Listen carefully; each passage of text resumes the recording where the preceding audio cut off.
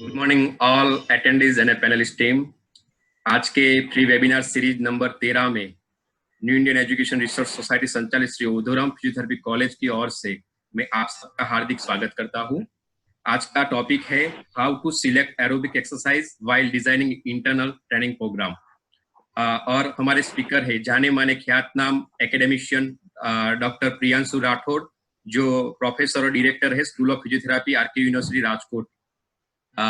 आगे के परिचय के लिए और उनके सब्जेक्टिव विवरण के लिए मैं डॉक्टर मेहुल कॉन्ट्रैक्टर को आमंत्रित करता हूं और उसके बाद डॉक्टर नियति पटेल को आमंत्रित करता हूं कि वो सर का परिचय दें। Thank you, sir. Good morning, all students, viewers, Facebook Live. Well, we are back again with one more good topic with very dignified speaker.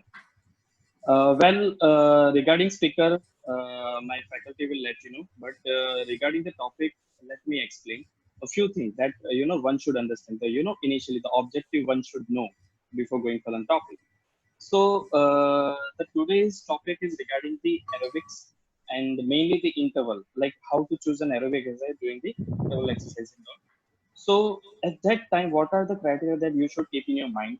How should we go further? And how the practically we should evaluate ourselves that yes, this is the right kind of exercise aerobic that we are choosing for the particular patient, because individual to individual it differs. So understand the criteria and how we are going further, and feedback that we are getting on our own body, so that sir will explain you everything in that in detail. So not without wasting much of our time, I would like to request Dr. Niyati Patel to introduce our today's speaker. And thank you very much, Priyanshu sir, for accepting our invitation and sparing your valuable time for our professionals, our students, clinicians, and PGs, faculty members. So from your busy schedule, you have spare a valuable time for us. So thank you very much for that, sir. Niyati, good morning to all. Myself, Dr. Niyati Patel. I am an assistant professor from Sri Uddhavaram Physiotherapy College. I heartily welcome to Dr. Priyanshu sir and all the viewers of behalf of BN Patel Medical Campus as well as Sri Uddhavaram Physiotherapy College. Today, I am going to introduce enthusiastic, humble, punctual, active, as well as healthy and fit personality of the physiotherapy, Dr. Priyanshu sir.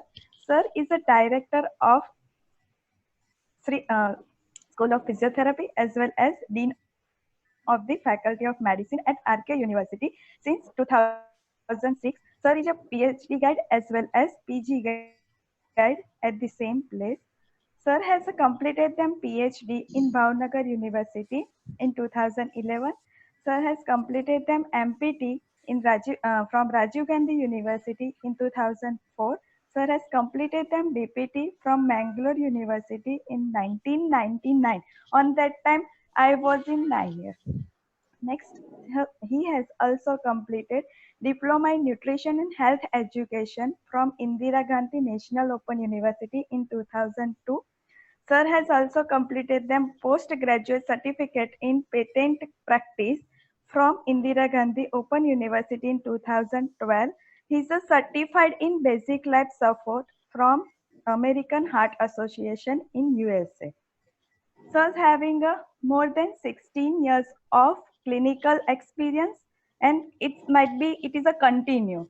And sir having a more than 13 years of academic experience of various colleges. Recently, sir got the Indian Medico Award from the 58th Annual IP Conference. And I want to share something about the best achievement of the sir is innovative RK Walker. This walker, which is made by the one of the PG student under the guidance of the Priyanshu sir in the PG dissertation. And that innovative walker, sir has presented at Dubai, and sir got the award for this specific walker. So I want to say something about this innovative RK walker. This walker mainly made for the stair climbing as stair descending. We know about the normal walker. Okay? We can walk on the normal surface. But this walker mainly useful for the stair climbing as well as stair descending. So for this worker, sir got the best poster abstract presentation in the Dubai. Next, I want to share about the knowledge of the sir. Sir has conducted more than 40 seminars as well as expert talk and conducted more than 28 workshops at various colleges as well as conferences. Next, sir is a hub of the publication. Sir has more than 35 research publications in various UGC approved journals, and he is a chief editor of the Physio Forum. This is a book which is released in the every PhysioFest, which is national conference, and this national conference which is organized by the School of Physiotherapy and RKU family. So this is the brief introduction of the Priyanshu sir. Sir, now I am carry forward to you for the lecture. Thank you, sir.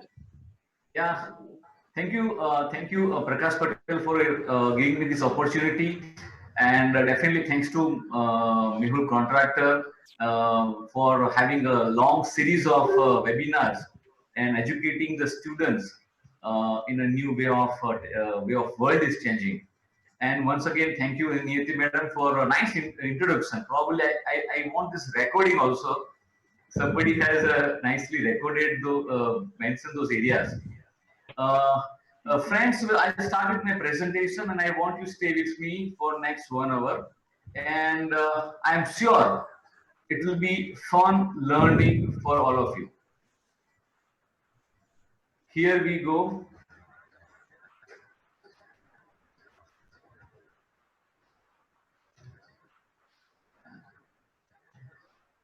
So I think it is all about the social distancing, but not social isolation.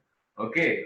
So we have here together, and we want that any situation come in our life, we have a numbers of opportunities or way out, choices and chances.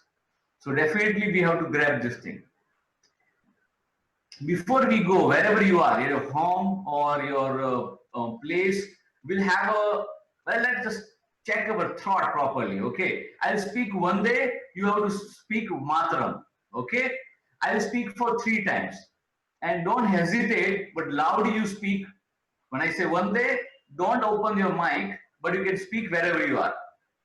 One day, one day, one day. Matram. Yeah, and thanks those who have done. And those who are not done, for them there is one act. We'll clap for 30 seconds, okay? We do clapping. Is it fine? Don't need to open your mic, but you can just clap wherever you are there.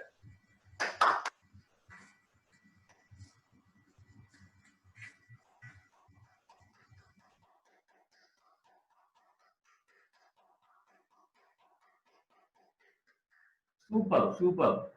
Just warm up for hands. Nowadays, mobile is very important thing. And life is almost dependent on mobile. So there's some exercise for your hand. Now, as Neeti Madam has introduced me correctly, that I have a special passion for my sports, badminton.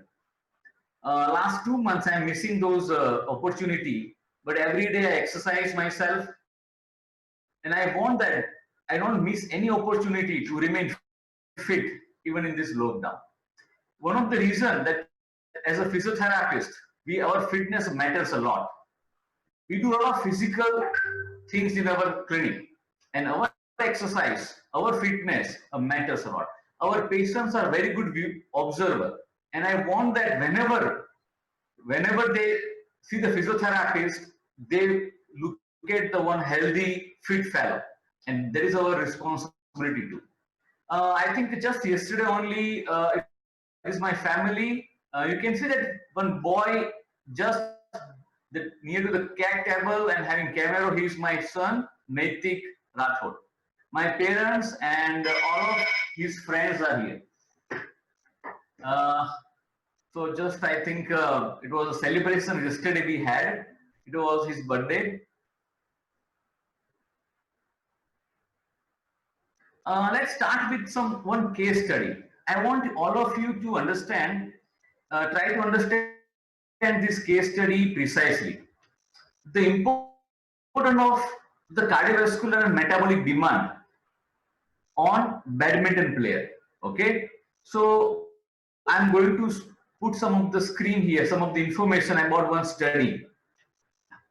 In this study, the estimate the energy expenditure in regular on-court training and matches in tournament. There was one research work it happened in a badminton player, and they have compared the energy expenditure while 13 players when they do on-court training and then they play 5 match in tournament. So they had a 5 match they have played. So it was a entire monitoring happened with 7 weeks period. Okay, so 7-week period, total of 18 training session and 5 badminton match, actual competition they were played. So once again, it is a case study, and the cardiovascular and metabolic demand of 13 players, those who perform for 7 weeks, and they had 18 training session and 5 matches. Actually, they played as a competition. Now let us see what happened actually with this player. Cardiovascular strain and metabolic demand, and on-court training and during competition. So when they were on-court training, when they have to train, the coach or fitness trainer they have to train them, the average heart rate was 142 beats per minute. Okay, so they have taken a mean of heart rate was 142. But when they were playing competition, their beats went 172. It was almost maximum heart rate. The total energy expenditure by highest blood lactic level.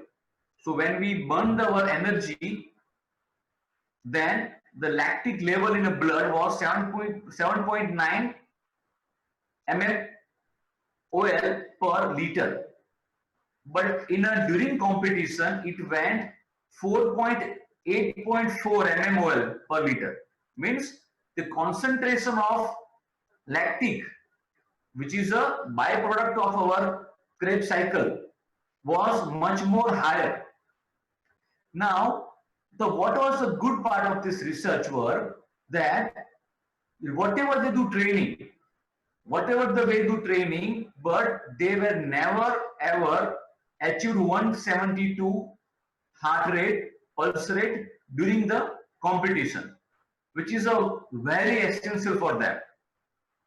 And they have concluded that these people, every person, every player should have a train for 172, because that status they have to meet what happened in competition.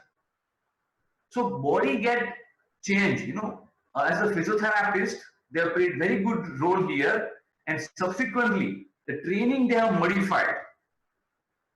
And as we know that the aerobic and anaerobic work where the energy comes from oxygen, and anaerobic work energy comes from not oxygen. In a simple way of it is come from the other source of energy. So lactic threshold always remain very high when anaerobic work happens. I put it in a very simple way, very simple. Exercise when we do, the source of energy is oxygen and glucose available in our body. And then when we do for longer time running, then that carbohydrate get depleted, muscles glycogen, what storage in our body, and then it comes from the protein and fatty acids.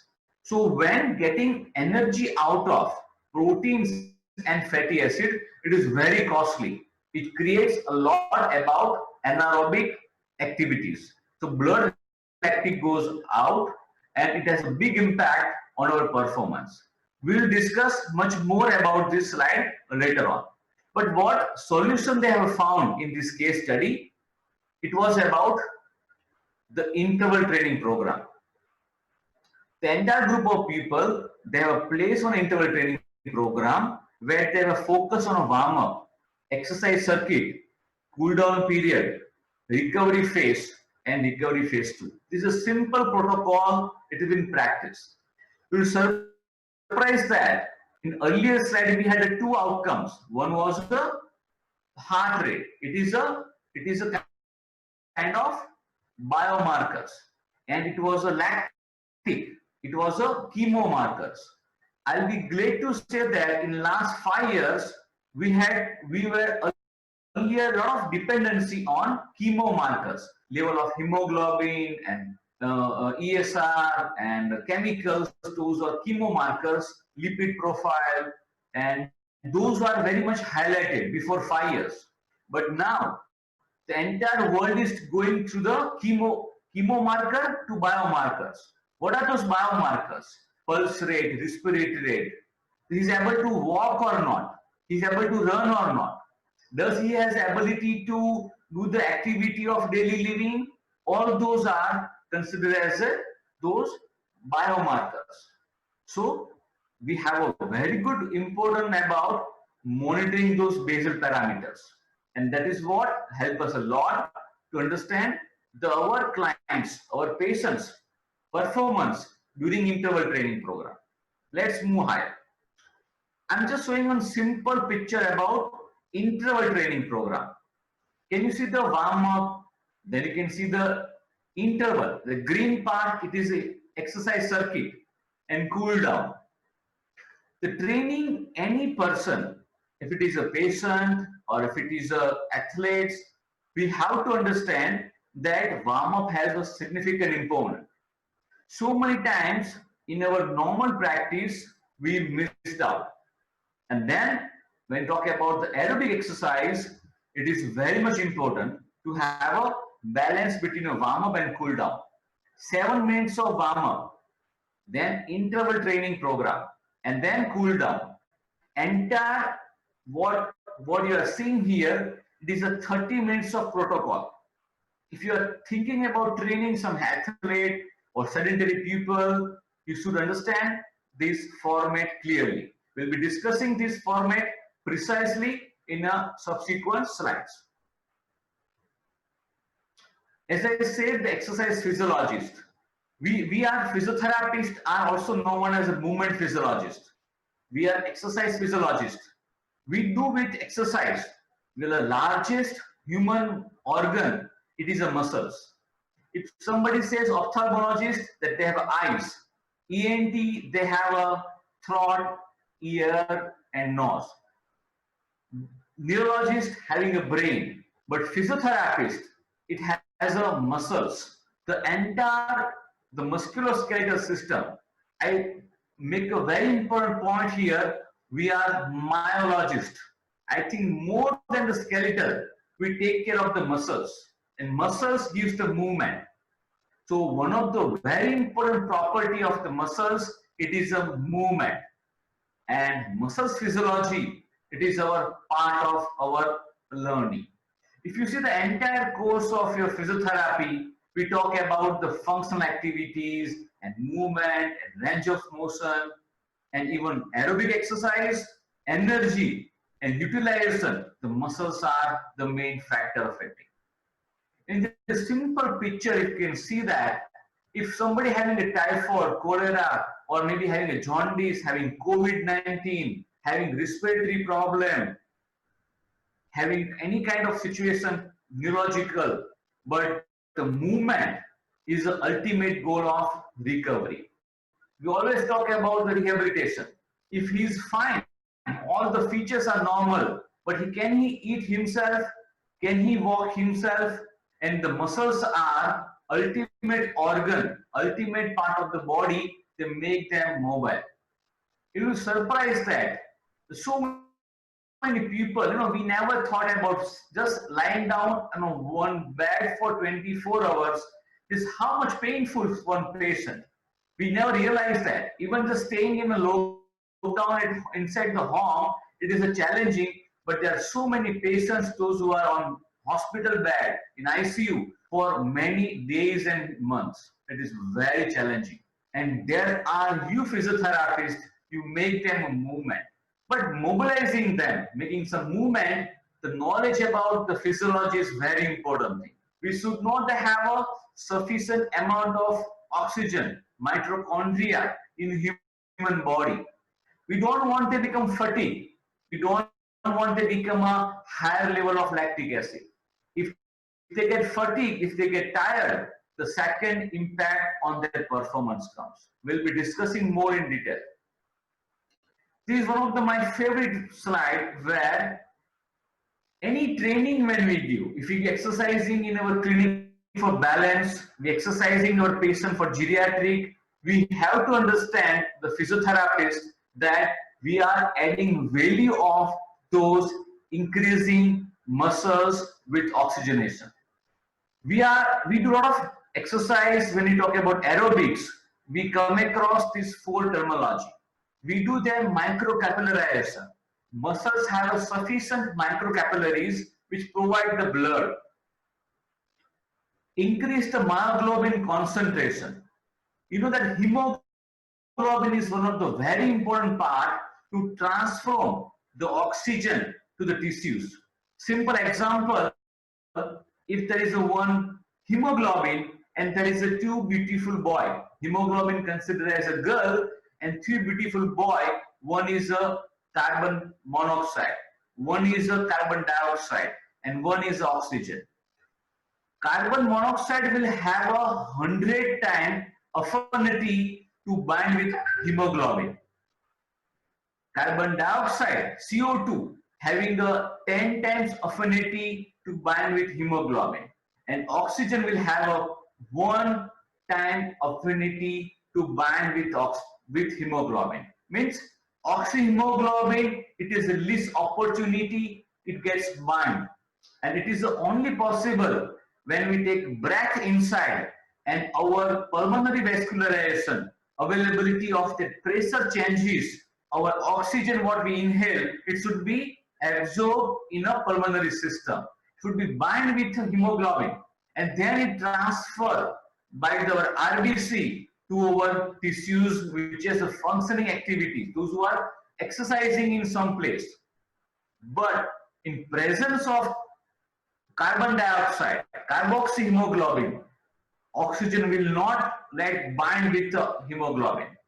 Those traffic police people, those who are standing in a traffic signal, there's so much carbon dioxide, carbon monoxide around them.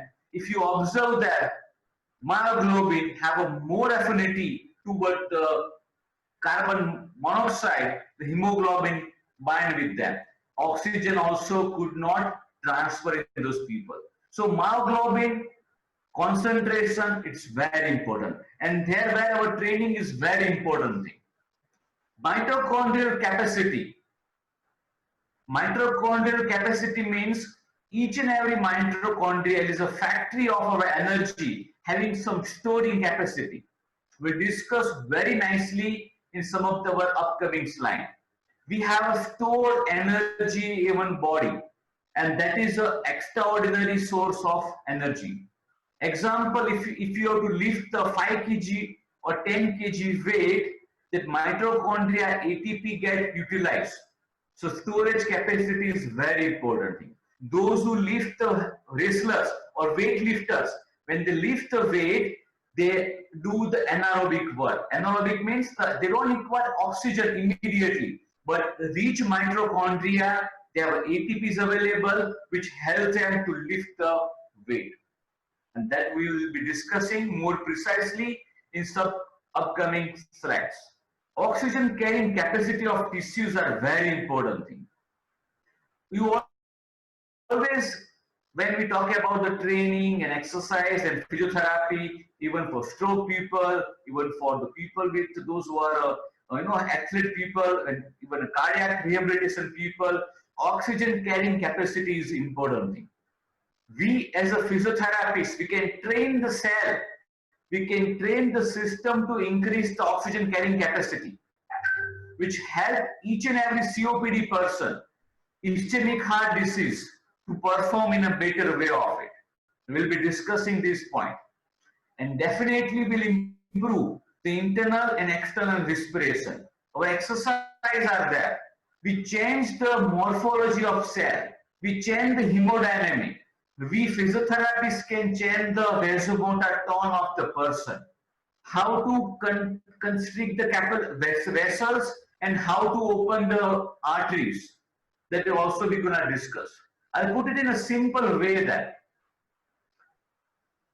our body having a 60% of blood volume in a venous and 40% of blood volume in artery. But when we start exercising, this 60% of blood volume which is deoxygenated from venous to shift to the arteries, means our muscles get oxygenated blood, and that is where our training starts about it. We'll go for next slide. We'll take one of the example of our Usain Bolt. Everybody knows this person. He's a sprinter. Just think of it that in 100 meters of distance, this fellow completing 9.58 seconds. He's a sprinter, 100 meter of run. Nobody has broke this record so far. But important point is that in a 1 second, he complete 10 meters. Means if he complete 100 meters in a 10 second, that means in a 1 second, he complete 10 meters. Can you just imagine that somebody can jump 10 meters in a 1 second? It is very efficient body. We have to understand that how he got trained. What is the amount of oxygen mitochondria is reached with the ATPs? Because in a 10 second, we have to understand that he used ATPs which reserved in his body.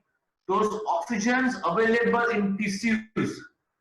And after 10 seconds, probably he will start changing the breathing pattern to have extra oxygen. But in 10 seconds of 100 meters of run, he is actually doing anaerobic work. He may not require to extra oxygen from the air. His body is being trained in a way that store ATPs, store phosphate system available to complete his 100 meter. And how much strength he has? 1 second, 10 meter. If you just try to run yourself 100 meters, you realize that next 10 minutes will be breathless. And even we don't complete 100 meters in 14 seconds. In his world record, he ran in Berlin, 2009, Usain Bolt. 14 meters per second in his fasted phase. He did this with a step length of 2.7 meter. His step length was 2.7 meter. Energy in that quadriceps, energy in the gastrocnemius, which is working for him. Step frequency of 4.49 hertz. Why I am giving this example of these fine athletes?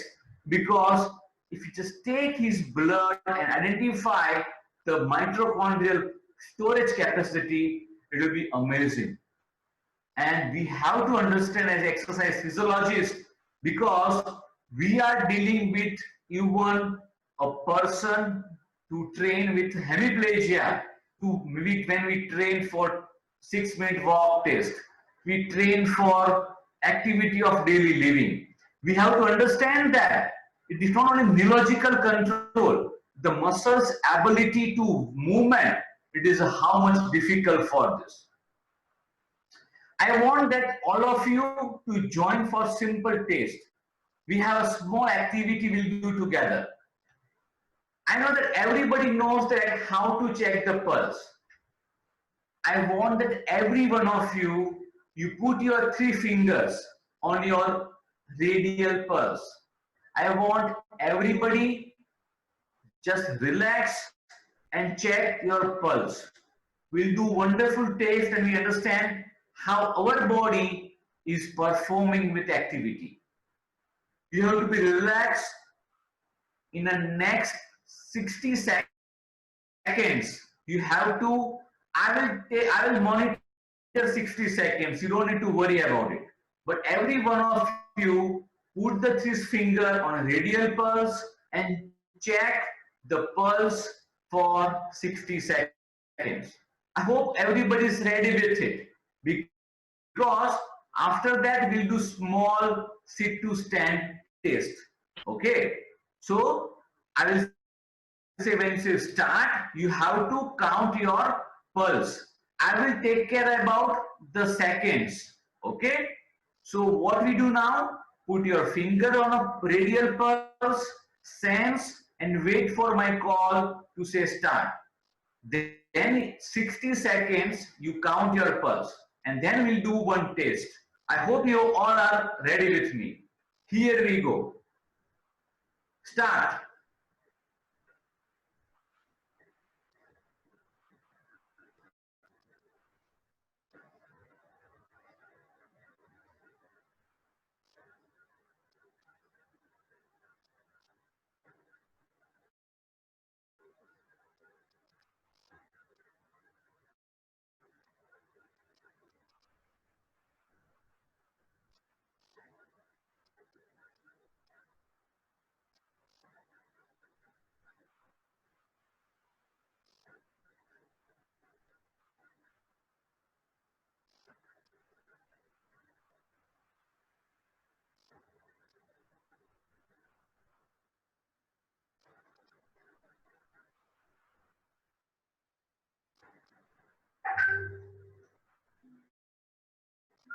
Yes, stop. Thank you for calculating your pulse rate. Remember your pulse rate. My pulse rate was 80 beats per minute. Okay. Now what we need to do? Very, very important task we are doing. And I'm also joining with you people. Okay. So you need to have a chair with you or wherever you are. If you are at home, you can stay on your bed, wherever you are there. We have to do sit to stand test for 30 seconds. Remember, 30 seconds. Again, I will say start, and I will say stop. What you need to do, you have to check your post 30-second pulse. Okay. But during when you do sit to stand, when you get up and sit down on your chair or in your bed, you have to count the cycles. I will count the second. So don't worry about second of 30 times. 30 seconds, I will take care of it. But you need to count number of sit to stand. Get up and sit down is a 1 cycle. Get up and sit down is a 2 cycle. So you have to perform sit to stand in 30 seconds. We'll find a very interesting thing out of this. So I want every one of you should perform this task. Very important thing now that you should not get hyperventilated. You should not get exerted, but you do your best effort. Okay? So whenever I say you start, you have to do sit to stand for 30 seconds. I will say stop. Once I say stop, you have to count your pulses for next 30 seconds. So 30 seconds, I will count. So first 30 seconds for sit to stand, and I say stop. Then I say start counting your pulse for next 30 seconds. And I say stop. So you have to remember how much pulse it was after the sit to stand test. But very important thing that don't get hyperventilated. Okay, dear students, it is a very, very important thing to understand aerobic work, and this is the best example will come out of it. So I am ready here. Okay, I'll do sit to stand here for you people. When I say start, you have to do sit to stand. Okay, sitting up and down, up and down. Okay, so we are ready with all. Let's start.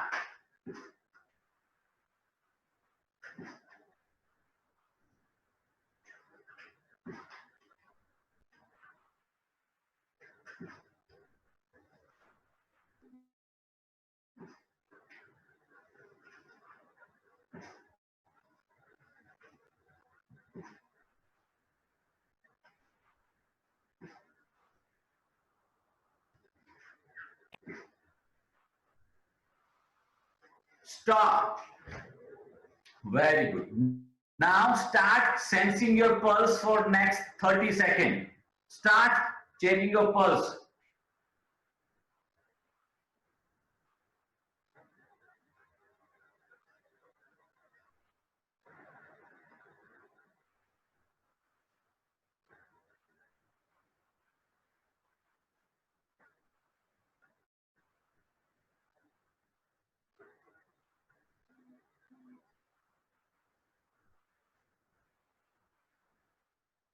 Stop, stop.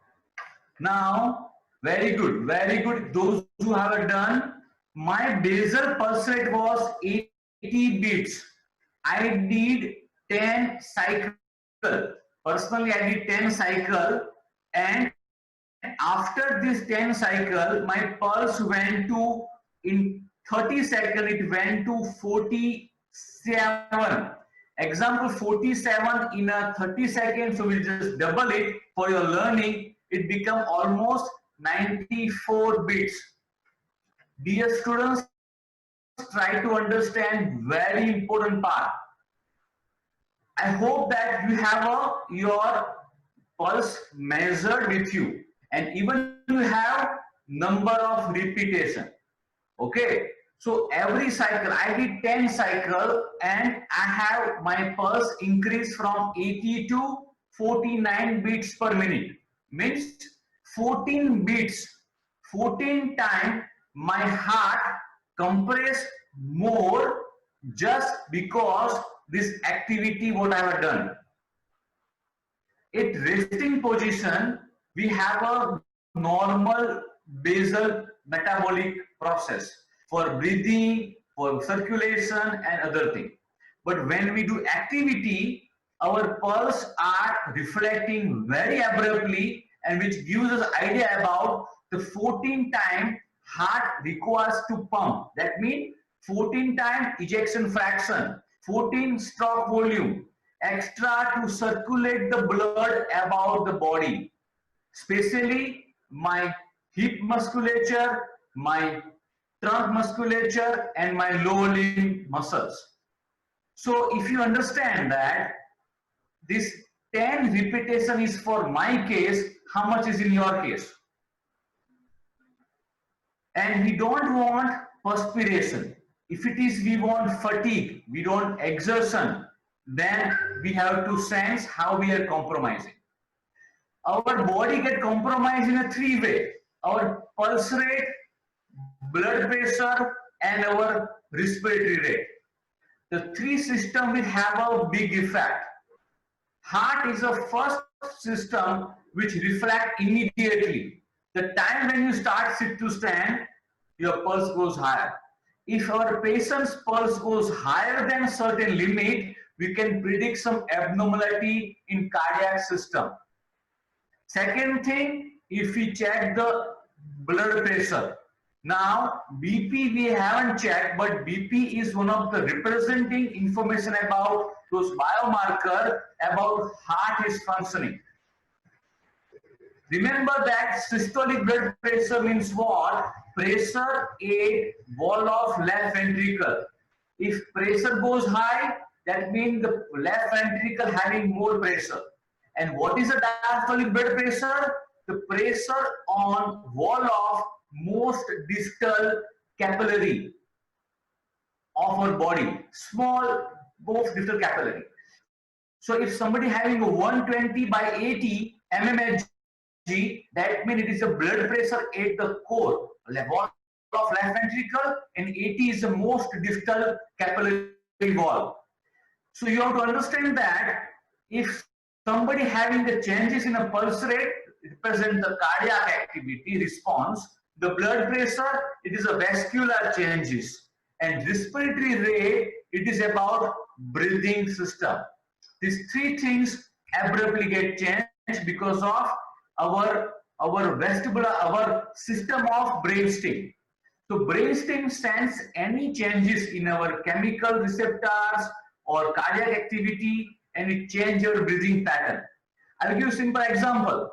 If your result is announcing within a 5 minutes, if your result is announcing in 5 minutes, you will listen to your pulse rate without stethoscope. Your heart is beating fast because heart knows that this fellow can collapse because not perform well in exam. So heart prepared you for over oxygenation. If you have performed well, if you are not feared from the result, your heart will be normal beats. But our heart, it is the first organ which react immediately. Then our vascular system, capillaries start getting dilated and constricted. Arteries become dilated and vessels become constricted. So these changes are very, very important. They all are called biomarkers, and we can sense very correctly with simple pulse measuring, BP apparatus and respiratory rate. We'll move further. Simple example, just pressing the hand. Okay, just push your hand for 8 to 10 seconds. When you push your hand 8 to 10 seconds, your muscles are working, especially your pectoralis major, minor, and your horizontal adductor. Now, the muscles having certain energy available, and that is a play a role. You may not require immediately to do this activity or lifting the bag for first few seconds because it is utilized from your resources, your ATPs and phosphate system which is in your blood. It is an anaerobic word available in. Let's understand more precisely. We have three different kind of people. One is the super healthy athletes. We have a sports person. We have a healthy sedentary lifestyle people like us. And we have one group of people, those who have a compromised health, our geriatric people, obese, people with hypertension, diabetes, decondition, prolonged bed rest, those who have disease, disorders. In these three categories, we have to understand this aerobic exercise, what we are discussing now. Can you see the three different graphs? This is a graph where you can see that your left side is intensity and right lower graph, it is your time. Time and intensity is very important thing. First graph, it is for sedentary people. If you want to train, increase the time, after some time increase the intensity. Okay, and definitely this is a patient group. We want some more time and then we increase. We want that the intensity remain constant for 4 minutes and then we increase intensity. Because we want them to get accustomed with those changes. In last group, it is athletes. Every second, intensity and time increases. My message is here that we have three different categories and we should not take them in the same place. Patients, we want them to get accommodated with the changes of exercises. And athletes, those who you can more pressurize with exercise and intensity and time remain a constant. Sedentary people, we can give 2 minutes and increment. But in patients group, 4 minutes and increment. It could be equal, but it should be more time to get accommodated with the body. We time that body get changes the intensity for 4 times. Means they get long time to get accustomed with the changes. Can you see the one most important thing that work done, it is equal. Energy expenditure could be equal. But have you practiced your training? It is matters a lot. And that is what we are going to discuss now. This is a very simple but looks very complicated graph. I want you can see that your x-axis and y-axis. There is a second and there is intensity. Maximum rate of energy expenditure. So we'll go one by one. Can you see the one red mark? Okay, this is an ATP store. If you just start your running, the first 2 seconds, there is a ATP stored in your body will work. After 2 seconds to 10 seconds, your ATP and phosphate system will work. Means your oxygenated blood will provide the phosphate and use as energy production. So first 2 seconds, stored ATP in your muscles and it works as energy source. But after 2 seconds, it goes for ATP. And then Usain Bolt, those who are sprinter, those who are weightlifter, they need to have a ATP and PC system. The stored mitochondria, the stored ATPs are very important for them. Then it comes to the prolonged time, 60 minutes. It is the lactic system where your body starts getting the energy from oxygen, aerobic system, and same time you exhale the kind of carbon dioxide also. Means lactic system means you have a oxygen from atmosphere when you breathe inside, and same time you exhale from your respiratory system. If you don't able to exhale your carbon dioxide sufficiently, your carbon dioxide get bind with your hemoglobin, and don't let oxygen to bind with your hemoglobin, and it increase your lactic acidosis. And last is aerobic system, which is a constant. It works from the 2 seconds to the longer period, and it is very important for those who are for more than 60 seconds and 10 minutes and 2 hours of time. You know that those who lift the weight, they have a lot of muscles. They're white fiber. They lift, they have been trained for weightlifting, and they only need ATP storage are efficient. If you talk about the marathon runners, they need high level of aerobic training. They should have a well respiratory system, the oxygen supply and exhalations is very important. Those who are running for aerobic marathon, their resting pulse rate may be 60 or 70 beats per minute. Even when they do the cross country running, their pulse may not go more than 100, 90 or 100 sometimes. But if they go beyond certain limit, they start depositing those lactic acidosis, which is more challenging. They compromise the performance. Then that is a training what we are discussing now. That is called threshold point. Very important. Now we come to the main part of our study, the selecting aerobic exercise. There is a few important things are there: intensity of exercise, mode or type of exercise, duration of exercise, repetition of exercise, frequency of exercise, and specificity of exercise, and definitely rate of progression. How you are planning these 7 steps are very important. We need to prescribe the exercise. We are exercise physiologists. We have to understand this format precisely. Let's have some example. Intensity could be based on your maximum heart rate.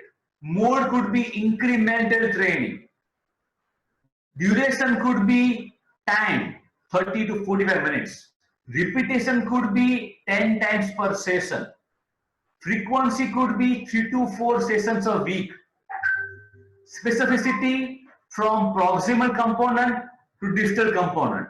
You want to, if somebody come for me in cardiac people, ischemic heart disease people, I don't let them to exercise in a standing position. I prefer to aerobic exercise in supine position. So how do you do? Proximal muscles will be first. Progression could be weekly in the sense of increasing the mode, changing the duration, changing the repetition, the frequency, and specificity. Means how you progress exercise. So these are the areas where you can make a change in it.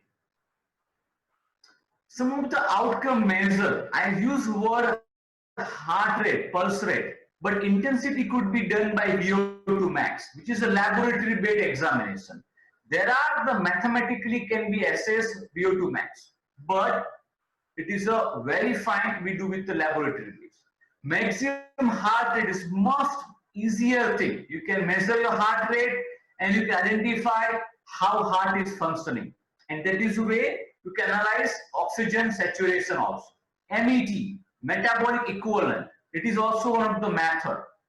Rating of pursued exertion, it is a 6 to 19 scale, very important scale. You can tell somebody when you're exercising the person with the cardiac or pulmonary or stroke or anybody. We never want our client, our patients community to exercise at level of exertion. The same way we don't want to exercise somebody with painful. If you have pain, don't exercise. Or if you stop the exercise, if you have pain. The same way, increase the rate of pursued exertion. We don't want somebody exercise.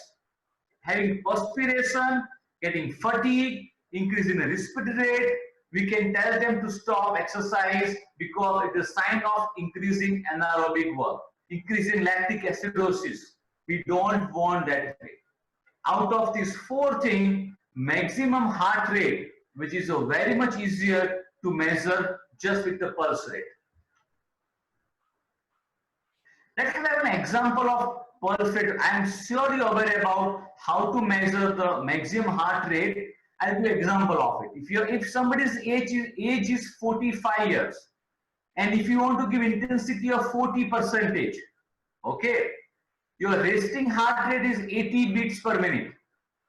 Your maximum heart rate, age 220 minus age. So 220 minus age, it is 174 beats per minute. Means heart can pump 120 times in 1 minute. You know that it is very difficult in 1 minute. Our heart rate, it is beats for 70 or 60 beats. That means if it heart beats in 1 minute for 120 times, that means in 1 second, 3 times it beat.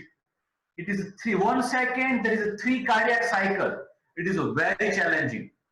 So just think about 175 beats per minute is a maximum heart rate. The possibility of myocardium can compress in 1 minute. It is a maximum heart rate. You don't want heart to beat above 175. And we always train our patients, our athletic below maximum heart rate. So we have a fixed 40% of intensity. So target heart rate is a 40% of maximum heart rate. So what we do?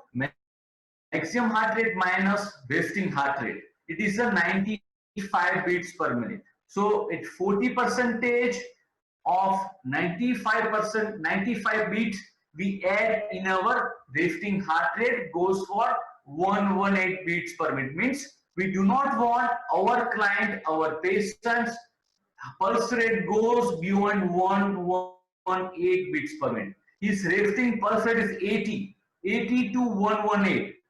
Even you can get heart rate range.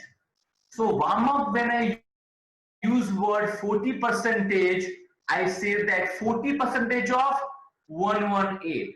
It is 100 beats per minute. Means when you do warm up exercise, we don't let heart to go very higher. It should be beat 80 to 100 beats per minute. And it is exercise circuit. We will be discussing in the next slide. We go for 90%. Means we don't want our heart to beat for 118. Means in exercise circuit, 90% means 115. This is a very basal performance of any sedentary people if you are training them for aerobic exercise. This is the foundation of exercise process.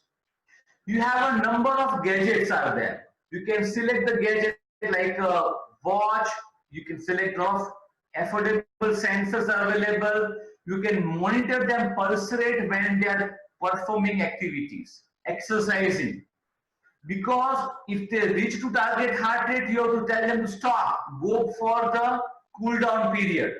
So you have to adapt certain kind of instrument.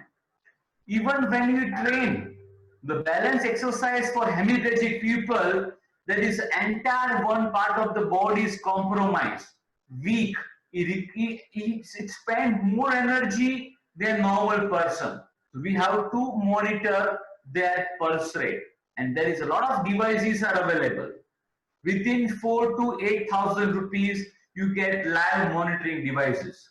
So when you train some patients, when athletes or rehabilitation program, you can add on value. Sometimes we feel that person is not performing well, but maybe he's compromising his ability because of cardiac performance.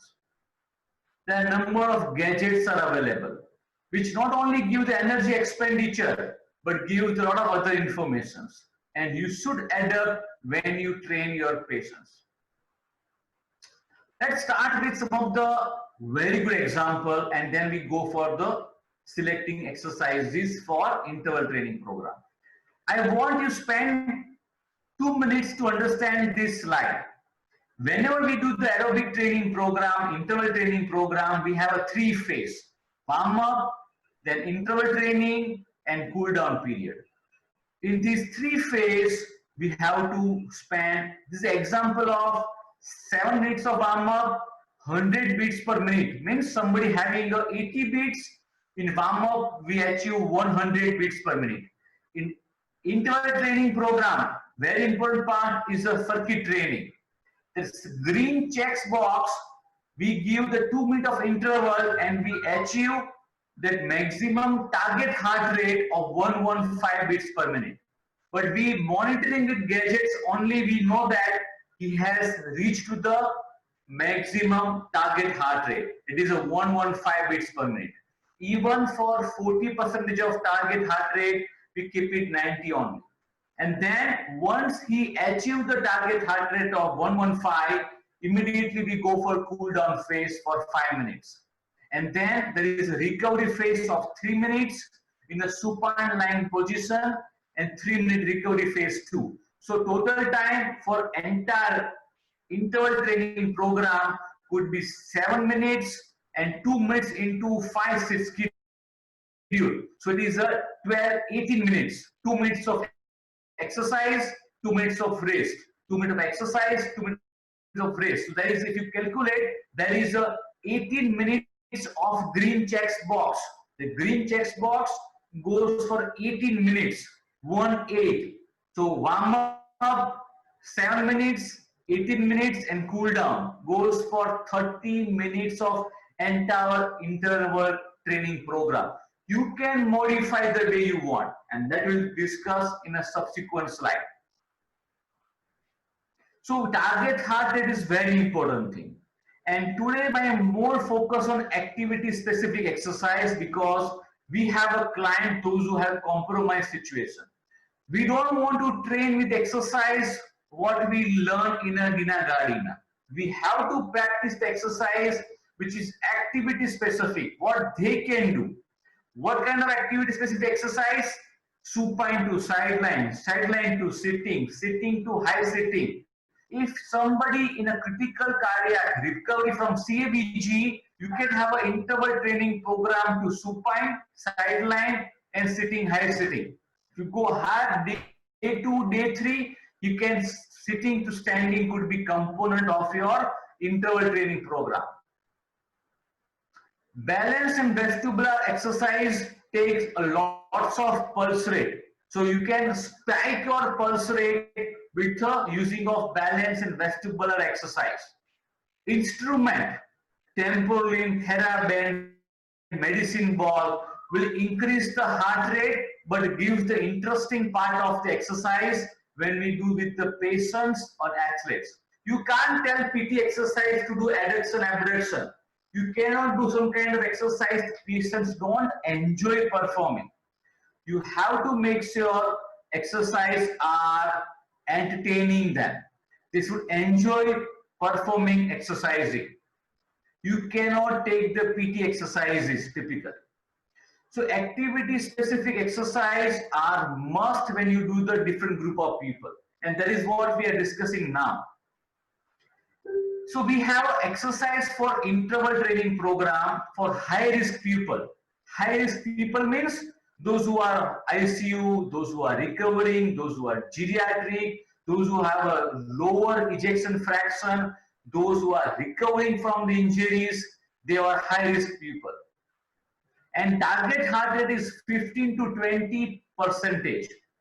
If somebody is 80 beats at resting, we want 90-95% maximum target heart rate. Same protocol you can practice. You can reduce the warm-up time. You can reduce the exercise circuit. You can reduce the cool down time. You don't need to follow this protocol for every person. Those who are ICU based patient, high risk people, I want to go very slowly. I will select the exercise just like a supine to sideline 10 times. The patient on a bed turns side to side is sufficient for him. I watch carefully changes in the pulse rate. Supine lying position, lower limb cycling. Simple cycling in 7 minutes. I don't want that person become exertion. So just about the 10-20 cycling means he can have a 7 minutes of doing. So in a 7 minute of time, in the first 2 minutes, he do the supine to sideline in 10 times. Aram. And then lower limb cycling in supine position. If he does 10 cycling, I will not in my paper. I write down in documentation that in warm-up period, my client went from 80 beats to 90 beats for this performance. But now it is coming off your main part of exercise circuit. I will use some of the exercise supine to high sitting because it is vestibular. Supine to high sitting, it is increase the heart rate, and then high sitting to standing, which is abruptly increase the heart rate. In case even in a supine to high sitting, you reach the 95 beats, you can go for cool down period. Don't take them for high sitting to standing. But how much time supine, how much times frequency supine to high sitting he achieved? Means 2 times he has to perform. Because we want to focus on activity. You cannot exercise with do abduction adduction. But the same way, you can take some kind of physical component for supine to high sitting 2 times. And then you monitor the pulse rate. There is a minimal support may require, it is a fine. Then high sitting to standing, it is a required postural hypotension. And immediately if you find increase in pulse rate, monitor it and put back to the patient in supine lying position.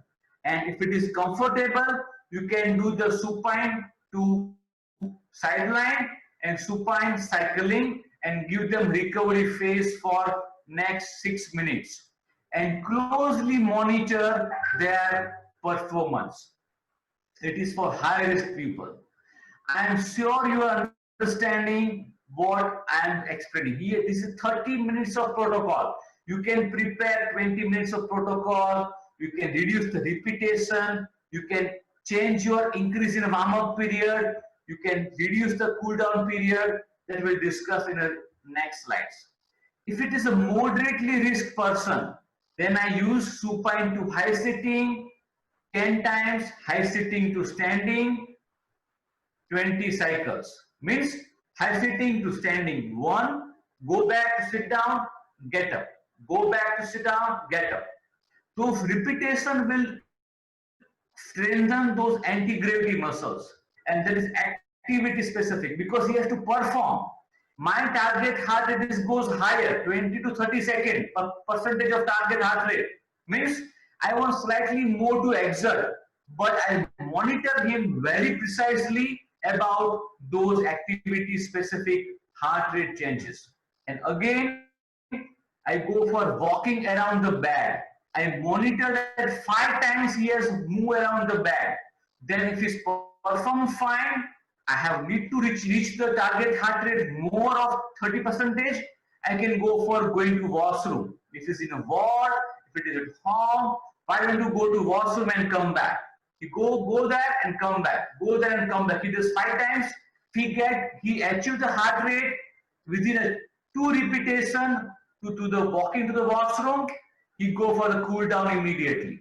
He has to go to cool down, supine to sitting, and even if the heart rate is higher, not stabilizing, then you can go for recovery period. But everything you have to pick up a table chart. So you can tick mark how many he did supine to sitting, or how many times he did cycling on supine position. If a high risk people, I prefer to do in a supine line exercise. But moderate risk, I can do the supine to high sitting and high sitting to walking. But walking around the bed, walking around to the washroom. It is a low risk people. Low risk people, those over 30 to 40% of heart rate. I do walking around the bed, walking to the washroom. I do sit to stand 30 times. I record each and every part. I add the climbing staircase up and down. And then again, go for the walking around the bed and walking the washroom. Means low risk people, those who are in an outpatient clinic, those who are lower risk with asthma, those are the COPDs, those who are recovery phase, going out of the hospital, or they have a lot of efficiency. Even low risk people are the last day of your post CABG procedure also, those who are recovering. But I am using the exercise is very important thing. Climbing staircase up and down. If I find that in a one up and down flight of 10 steps, he reached to the target heart rate, I don't go beyond this. I go immediately with a cool down period. Don't tell them immediately sit down in a chair and don't do anything, because capillary is getting constricted, now it is getting dilated, venous, and arterial become a constricted. So vasomotor tone slowly opens, slowly down. Because suddenly vasomotor tone get constricted, it leads to the ischemic changes in the myocardium. So you have to be slowly go with the cool down period.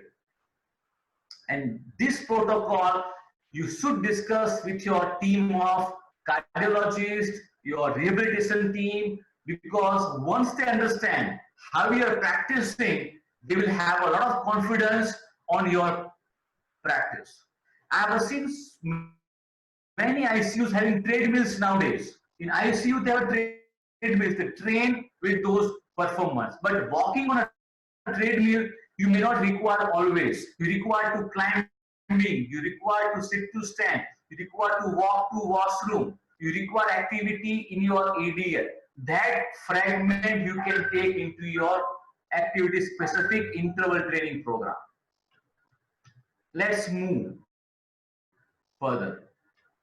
So now, very interesting part, how you select exercise. This is a very few slides are remaining, so I want you to stay because it's difficult to maintain the concentration in a kind of a Zoom-based thing. The specificity of exercise. What kind of exercise can increase the pulse rate? Closed chain exercise.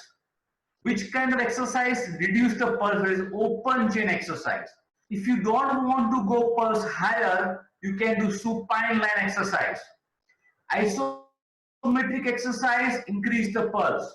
Isotonic exercise decrease the pulse. Distal component increase the pulse, and proximal component decrease the pulse. You have to think here. Why distal components? Why to do ankle foot exercise, or why to do the hip abduction and adduction? Large muscles will assist the venous return. Your venous return will assisted, then only the fresh oxygen will reach to your peripheral component, which is working. Upper limb will increase the pulse rate. Lower limb will not increase the pulse rate. But definitely if you do longer time, it may even increase the pulse rate. But if you are starting the exercise, you always try to select exercise which is lower limb. Upper limb, example, wall push-up. If you do wall push-up, for 10 times, and if you do the sit to stand for 10 times with lower limb, you observe that your pulse will be much more higher with wall push-up, because upper limb, more small muscles, and increase the pulse rate abruptly. Balance exercise, increase the pulse faster, because a lot of co-contraction happens. Mat exercise, you don't have much challenges, which increase in a pulse rate. So you can select the exercise for cool down and select the exercise to your warm up as well as your circuit training.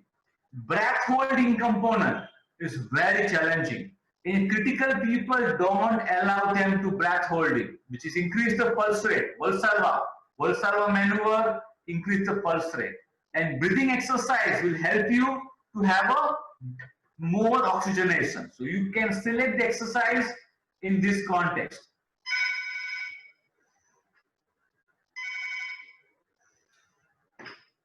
We have to understand that isotonic and isometric components.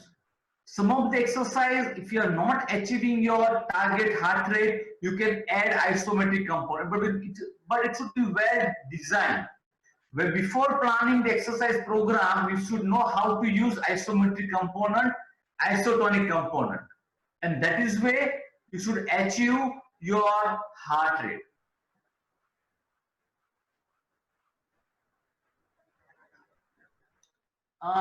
Some of the exercise where you can think about physical component, where it is objectives are very important thing. You want to improve the gases exchange, vascular permeability, and aerobic threshold. Some of the functional impact could be more ADLs, stair climbing, time distance association, running, and 6-minute walk test. So you have to understand that what areas you want to train the human body.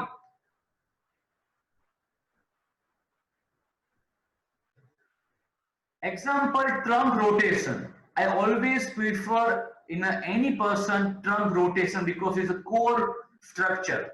Our trunk, our chest and abdominal having a almost 45 to 50% of blood volume in our abdominal and thorax. So when we do the round exercise, we try to switch over to that blood to go to the more on a arterial circulation.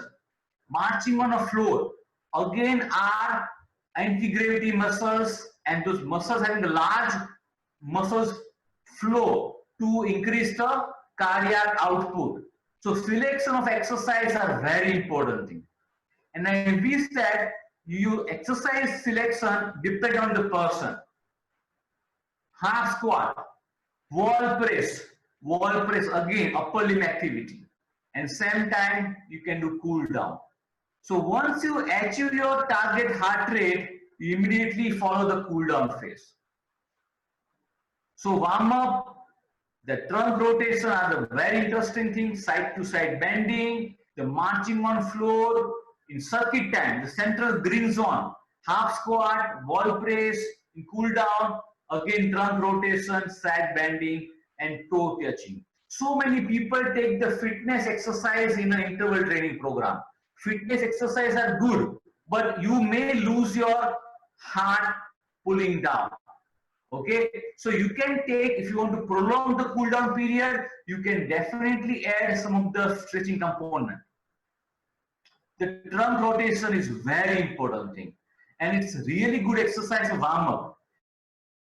Even for your patients community, you can think about having a good warm up with trunk exercise, which involve neck, shoulder, back, hip, and knee and ankle.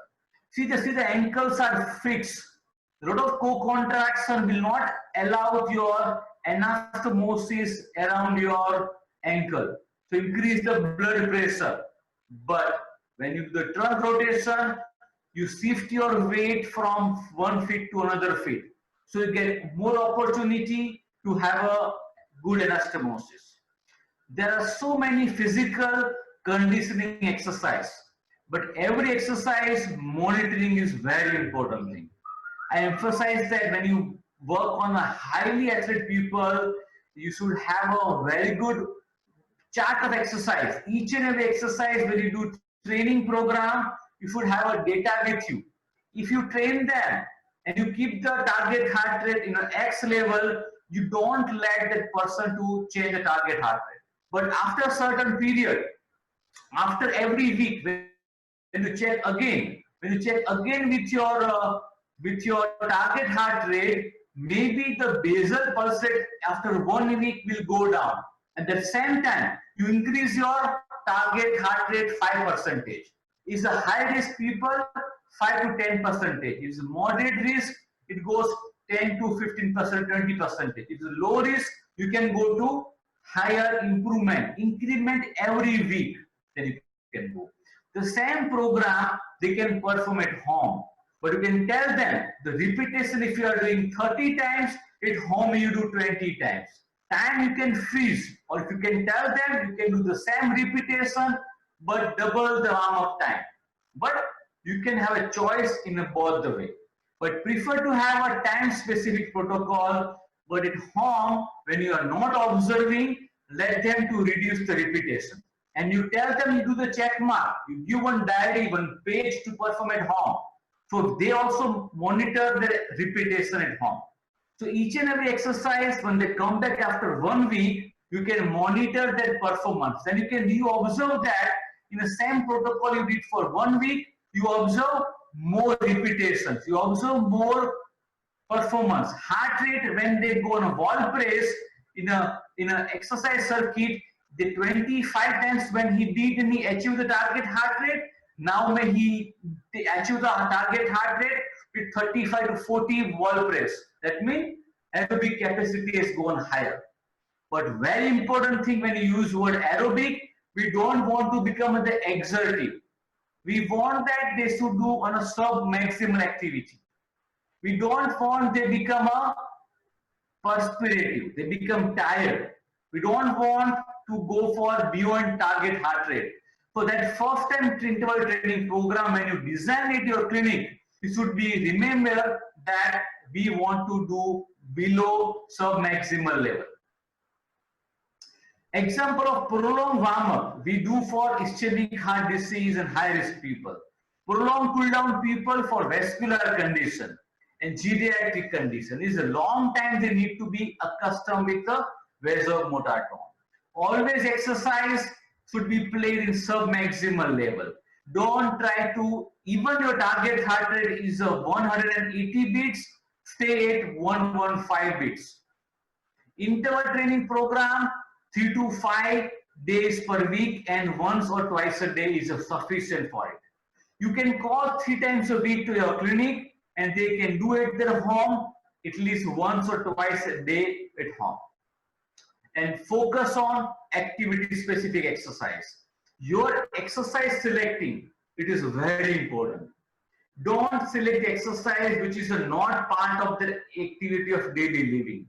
Step up, stair climbing, sit to stand, climbing, walking, get up from the bed, get up from the supine to standing. You can take those small components and you can observe wonderful improvement because the same repetition is increasing the strength also, its endurance also, its flexibility also, which is what he needs for his performance.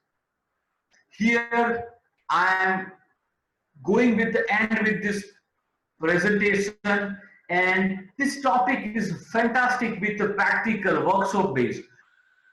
But I have tried to put it in a small way of a webinar, and I try my best that when you practice on yourself and then observe what changes happen in your body before you practice on a patient's community and healthy people. In this lockdown period, you can have a lot of opportunities to execute with your friends, your brothers and sisters, and observe how changes occurs. Here, I think I'm going with next session about question answer. Shall I proceed? I have some questions with me.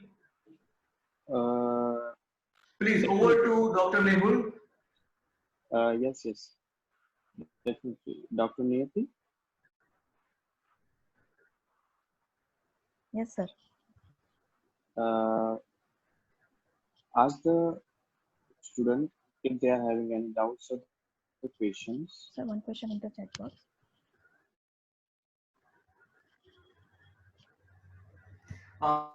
There is already one exercise with me. It is in a chart window. Question is there. Shall I take Dr. Niyati? Yes, Sir. sir. Over to you. Over to you. Okay, sir. There is one question from student, sir. If closed chain exercise and distal component exercise both are increase the pulse rate, then which one we have to choose? I really appreciate the Madhuri Faldu. That is a good question. See, the question is about closed chain exercise. When your feet on a grounded, when your feet is grounded, you are stopping anastomosis around your ankle and foot. Just take example, if you have such kind of watch, if you close both the fists and for after 1 minute, when you're closing the anastomosis, your pulse goes higher. So objective of closed chain exercise, which slightly increase the heart rate as compared to open chain, but distal component exercise also increase the heart rate. That is why I have kept two together. Distal components means very small muscles and very high oxidative muscles reach mitochondria. So if closed chain exercise and distal component exercise both increase the pulse rate, then which are to choose? I prefer distal components. That you can do in a supine line position. Is a high risk person. Because when you do the distal components in a ankle foot exercise, automatically you work at the quadriceps and gluteus maximus, which is increase the venous return. See, we have been taught many times about ankle foot exercise, but I prefer somebody is bedridden and in hospital. If you do ankle foot exercise and there is a venous support from the quadriceps and gluteus maximus and trunk muscles, how blood will flow to the right ventricles? There is edema in the thigh level or venous congestion at the right ventricle. The first thing that you should circulate the blood from the proximal components. If you remember when you do massage, you used to do the effleurage for the proximal and then you used to go distal. So first we have to assist the venous return from the proximal by proximal component exercising. Large muscles, it work like a myocardium pump. So blood will drain to the near to the right ventricle, and then you go to the distal components. Okay, sir. Next question, sir. What are the major precautions? Yes, sir. Niyati ma'am, you can switch on your video.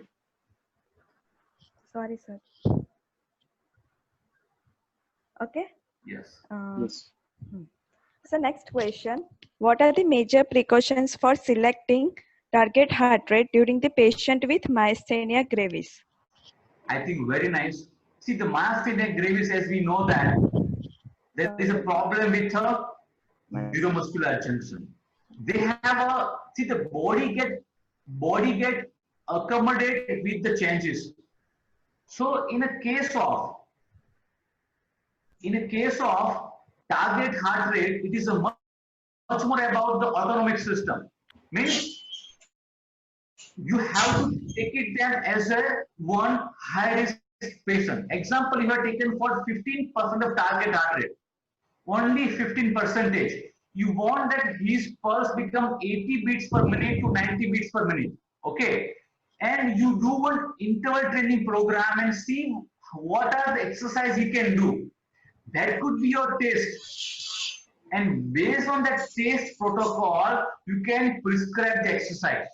We don't want them to fatigue, and fatigability comes after few minutes. So fatigability, we should start with 10 to 15% of target heart rate which is basically the need for defecation and urination. Just to have a food himself, we require 10 to 15% of target heart rate. To go to defecation, we require 10% of target heart rate. Means, which is a basic thing. We cannot deny. If he is doing himself defecation, toileting activity, that means he's doing 15 to 20%. If he's turning in a side to side, he's doing 10 to 15% of target heart rate. So my estimate here is people also we have to train, but we have to train no cost of fatigability. And fatigability immediately impact on a heart rate modulation. So you have a very much, you can keep such kind of gadget, monitor the changes, and you can tell them to stop exercise, which can lead to the more fatigability. Same thing with our, I think even in our hemiplegic people, you're surprised that they have a hemiplegia on one side of body, even there are hemiplegia for respiratory muscles also. We don't take care of them because half part of the chair, which is a spastic, it doesn't have a sufficient coughing response inspiratory capacity. So we have to take that impact immediately comes on a pulse rate. Please. Yes, sir. Thank you.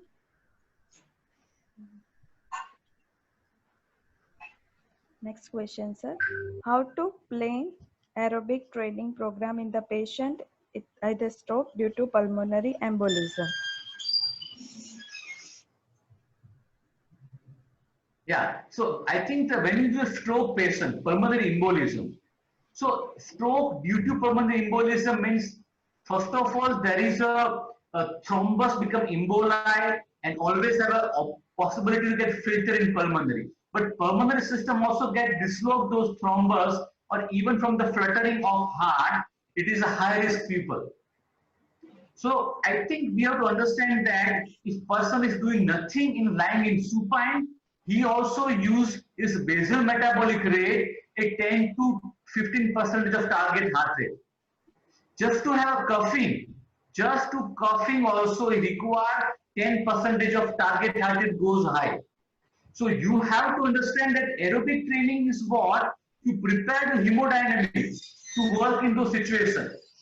You cannot, if you don't want to take the challenging of patient and putting me in a supine lying position of for a month and more, then only thing is possible.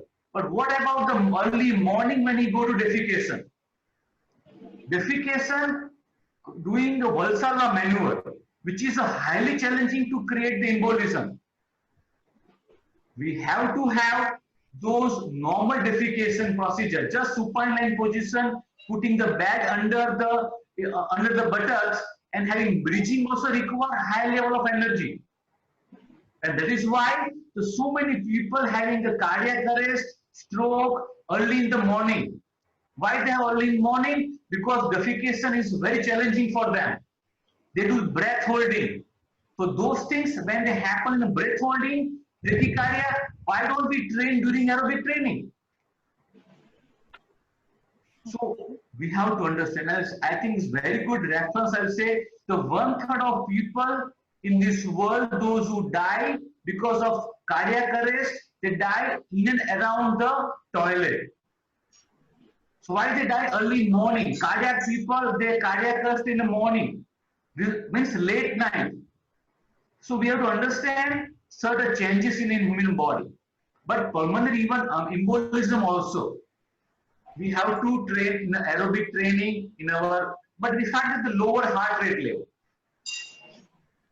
Please. Okay, sir. Next question.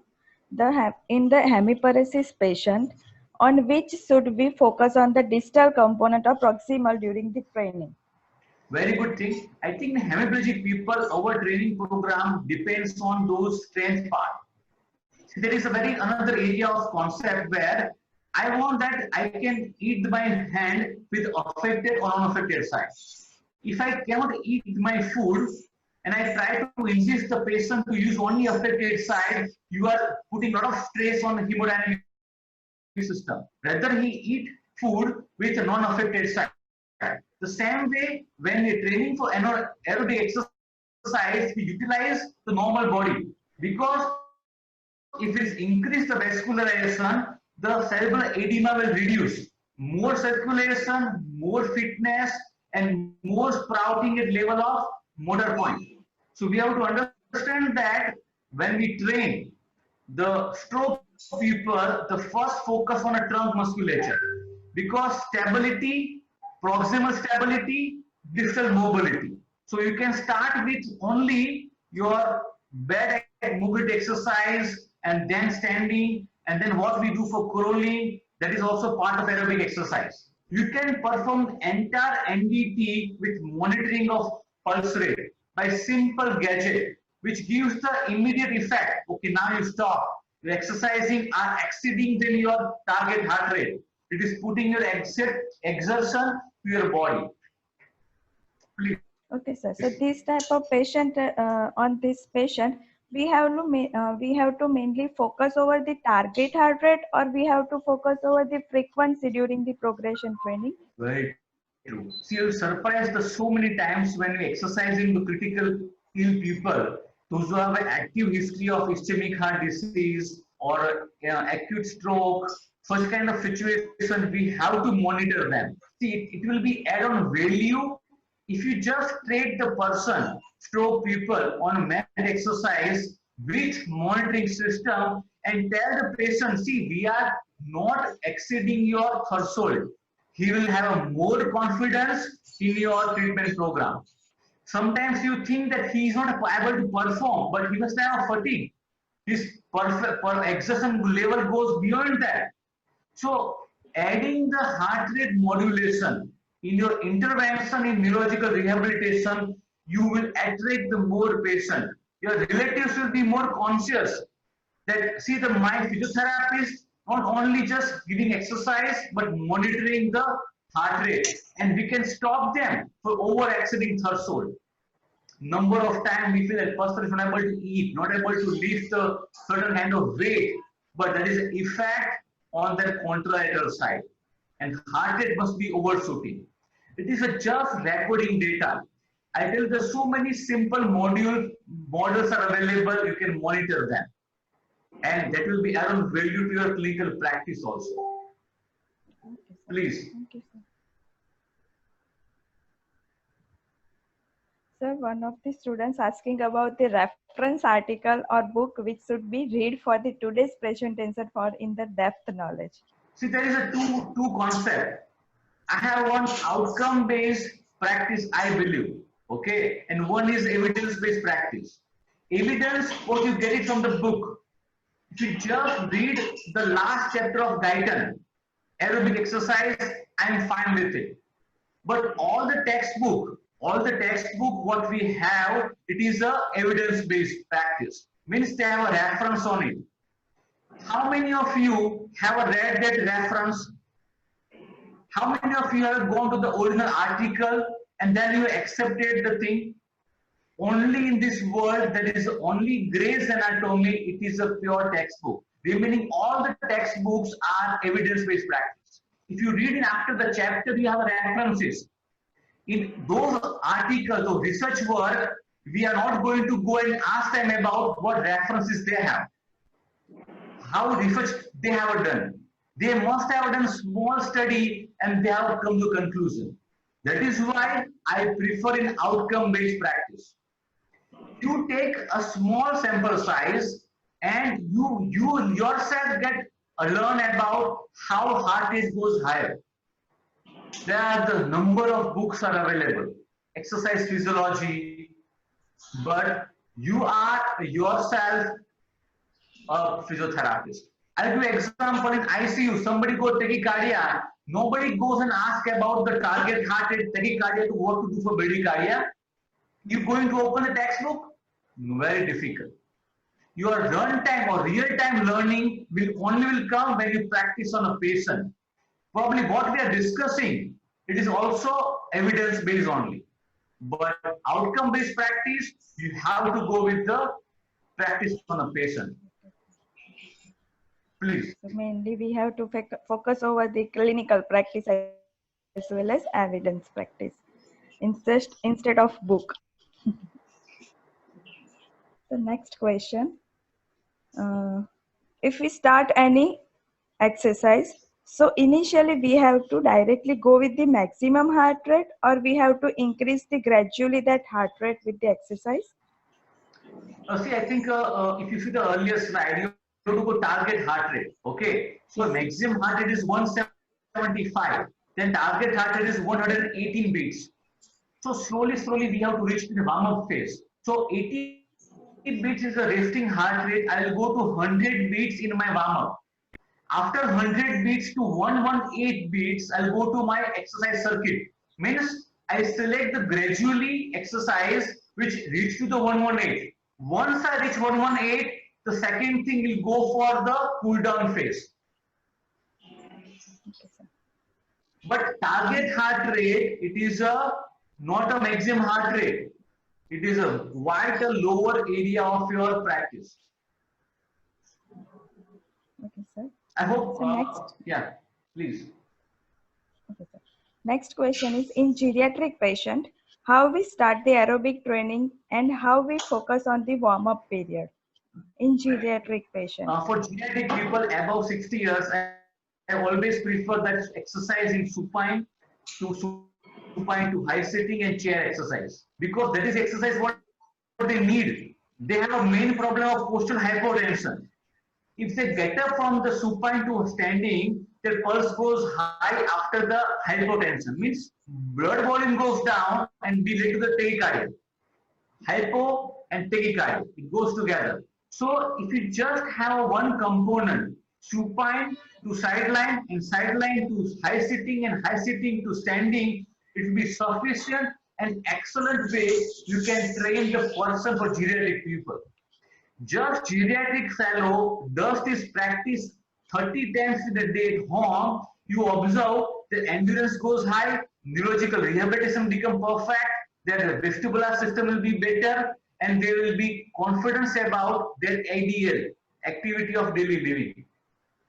So you have a 3 advantage which training with the heart rate based modulation. See, somebody having a pain in ankle injury, okay, ankle sprain, and he walks, he goes limping gait. He'll spend more energy, obviously. Automatically, his heart rate goes higher.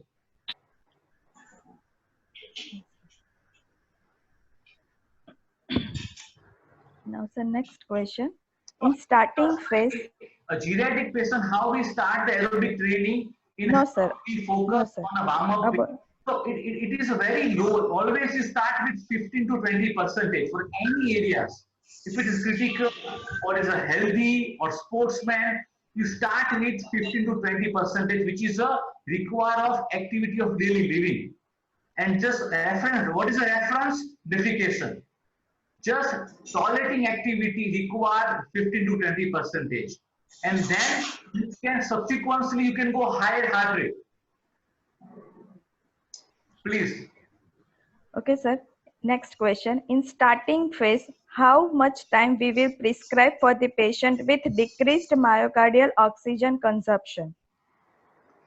I think, see, as you warm up, if you increase the warm up, then the myocardium having a lot of vascularity, means lot of arterial blood become oxygenated. Coronary will have a more blood circulation. Your epinephrine, norepinephrine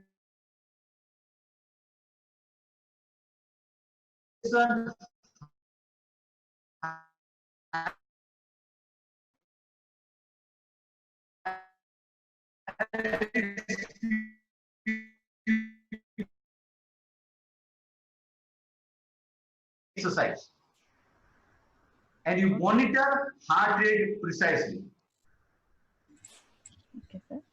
So next question. Why ATP system are work in the first and second and at 60-second lactic system then aerobic system are work? What are the reason for that?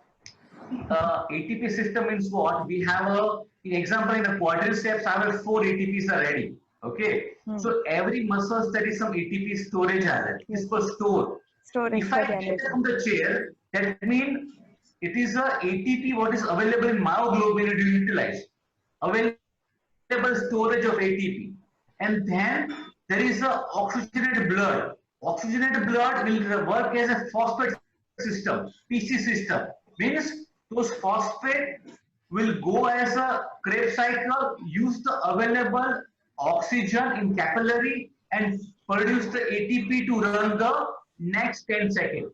So it is called ATP system for 2 seconds, ATP PC system for next 10 seconds. Now lactic system. Now what happens that once somebody is, even though they do aerobic work, they take the extra breathing, but they are producing the lactic, the waste product. Now every system is not so efficient that within a 1 minute they start having a good exhalation of carbon dioxide. So they have a lactic system activated. So some of the part of the changes you observe in your breathing pattern, you can do with yourself. Just run for 60 seconds. It is 1 minute if you run. That means you observe that your breath goes very faster. It's a sign of hypercapnia. You are exhaling the carbon dioxide. That is a part of your lactic system. Please. So next question. Students ask about the target heart rate. The target heart rate is same for the all type of the patient. So if no, then how we will decide the target heart rate of the individuals? Very good. See, once again, as I said earlier, and we have to understand that this common activity of daily living requires certain basal metabolic rate. Okay. So, example 72 beats you have as a resting pulse rate, which maintain your respiratory system, cardiac, and functioning of your body. But when you start walking, your pulse goes higher. So if you think about your activity of daily living, which includes the defecation, is the most challenging thing because it's breath holding and your work of your trunk muscles and a lot of things are there. So if you think that 15 to 20% means somebody having a 70 beats per minute at resting heart rate, whomever is a highly high risk patient, if he does defecation it himself, he requires 70 beats to 90 beats minimum. So we have to train for those 20 beats, which is you can convert into target heart rate.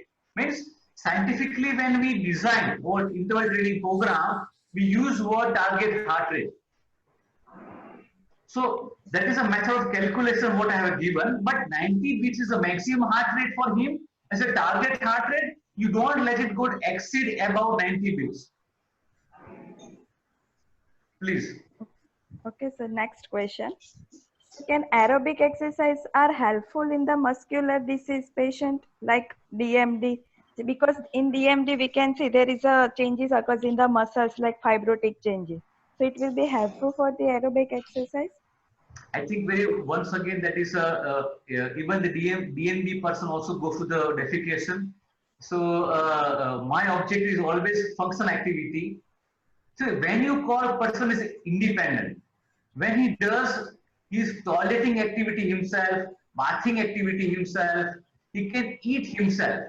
So if he is a DMD or hemiplegic or myasthenia gravis, any neurological challenges, if he cannot do himself, he must be bedridden person. Yes, sir, definitely. So heart rate will give you guidelines that how much heart is stable. See, so it is not needed that myasthenia gravis person having a unhealthy heart, but providing sufficient amount of oxygenation, he can utilize the energy for his performance. Please. Okay. So most of the questions are over, sir. Thank you very much, sir. Thank you very much for spending valuable time for us and provide very deep and thoroughly information about aerobic exercise and designing internal training program. I hope all attendees benefited. I'm 100% sure. Thanks for being with us, sir. Priyanshu sir, thank you very much. The session was very, evidence-based, or I would say outcome-based rather than, so the session was, the slides, the way you have kept your points, that could have given me an idea that this is not from the bookish, This is from the practical base that you have got it. So, the before you let us know that, one of the faculty, she was the faculty who was asking about the reference. Before you could answer that, I was knowing that this is from the outcome base, not from the book base. So Definitely. See, I have a practice in this area, and wherever I practice on even my parents, my patient, I always understand that there is no reference for it, because when we treat the person with tennis elbow, do the patient ask us reference? They don't ask reference. They want to cure that point.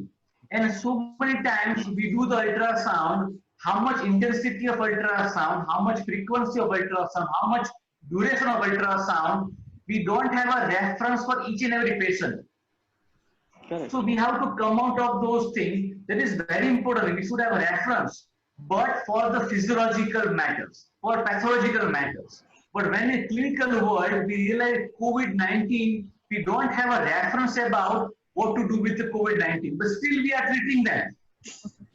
Still we are treating with the paracetamol, aspirin. We are treating with the some of the drug which is hazardous for them. And sir, the most wonder part is we don't have the evidence for the COVID-19 treatment. Still, we have the 43.8% recovery. Yes, definitely. Even practice. See what exactly it happened in WHO guideline. We have to follow that outcome-based practice. Evidence-based practice is important when certain evidence are already established, and then we have to change in them. But I think it is an outcome-based practice. The world is changing, and this is where we are now. Exactly. The same thing happened with me, sir. A few days back, one of the student in my webinar asked me, sir, what is the reference? And then I said, my outcome, my practice, and my, the way of working over the patient and the dealing with the pathophysiology of that particular disease is the reference. I could say that. Yes. Yeah. So thank you very much, sir. Wonderful session and practical session. You have made our student to understand how the metabolic things are occurring in our body and what all things that, if it is 10 to 15%, if you want to give exercise, 20 to 30 or beyond that, if you want to go in a different conditions, you have explained each phase, in a different cases. Like if you want to go for 10 to 15, then what are the exercise? If you want to go for 20 to 30, what are the exercise and how the interval has been placed in it.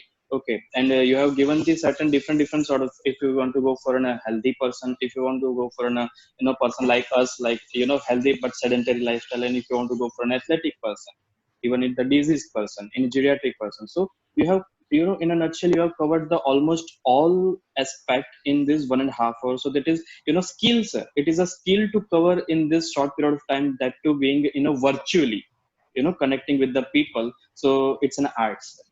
It's an art. So I appreciate, sir, that you have that skill and you have provided your skill to our students and all the viewers and the people who is watching on the Facebook. Sir, there is only one request to you. On the our Facebook page, VN Patel Medical Campus, your session is going live right now, and there are few queries over there also, sir. As we are live on Zoom right now, the people are listening to you. The plenty of people are listening to you at Facebook Live also, and there might be they have questions they have kept in the comments. I think. So I just have a request to you, sir. Please go through our page and just see the comments, sir, and directly if you can answer them, that would be better, sir. I think. When somebody asks question, that means they have listened the webinar lecture. So it's always a complimentary for me. I'll take care of it. Thank you. Yes, sir. Thank you. Okay, sir. So thank you all the viewers, all the participants for participating in this webinar. And once again, Priyanshu sir, thank you so much. Thank you, sir. Have a good day. Okay. Bye. Bye. Bye, all the viewers. Bye.